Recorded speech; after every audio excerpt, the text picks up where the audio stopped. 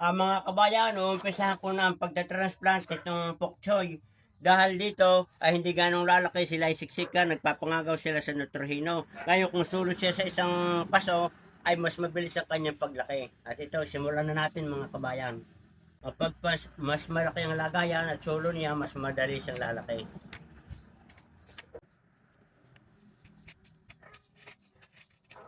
At yan, kita ninyo, hindi ko ganong pinuno ng lupa. At dadagdagan ko pa ng mga organiko kapag siya malago na.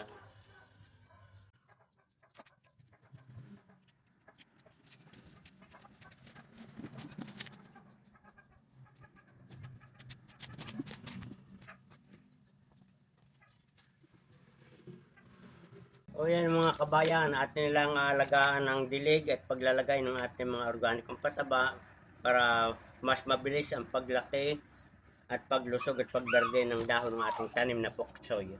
Mga kabayan, good luck and good health at akin nang na-share sa inyo ang aking pamamaraan ng pagtatanim ng pok choy para maging buwagag ang mga lupa at lumusog ang halaman.